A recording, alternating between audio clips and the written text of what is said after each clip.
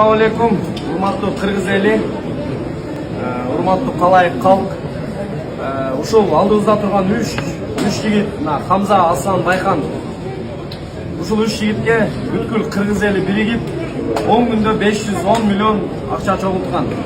Бул кыргыз эли үчүн тарых болгон. Мына көптүк көрсө көл болот деп биз азыр Манас аэропортунда 28 апрелде турабыз. Хамзанын атасы, Байкандын атасы, Асландын ата-энеси бүт ушул жерде. Бул видео 510 миллион сомдун бүткүл кыргыз элине мына итоговый отчет болсун. Ушул жигиттер көчөмө-көчө акча чогултуп, коробка көтөрүп жүрүп, ушу Золгенсма уколду алабыз деген кээ бир ишенген эмес.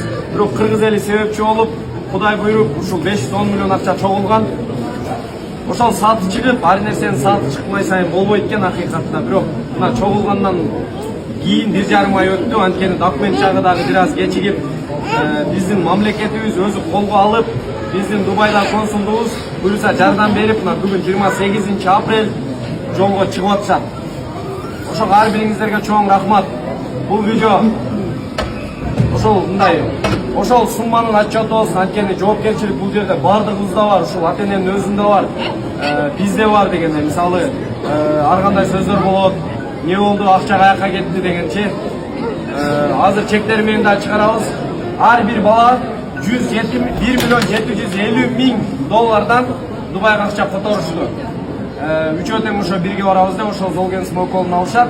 Дубайда 3 ай дарыланышат буюрса. Ошого ар бириңиздерге рахмат.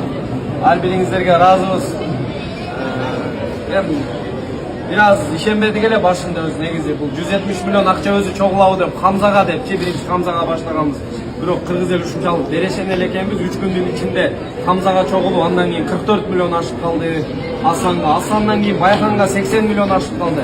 Ар бириңиздерге чоң рахмат. Ошондой эле бул жерде биздин Аймерим кызыбыздын апасы турат. Луиза деп биз нежебиз ушул узатканы келди, аябай сүйүнүп, эртең артынан биз дагы ушинтип кетели депчи.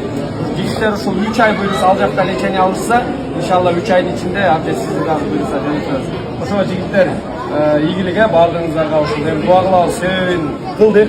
Маселе акчада деле эмес, бирок бул жагын ошо кылабыз, жакшы болуп кетсин. Эң башкысы бул сиздер үчүн отчет. Жигиттер өздөрүнө бөлүнгөн акчаларды алышкан. Эми буюрса Дубайга жөнөшүп.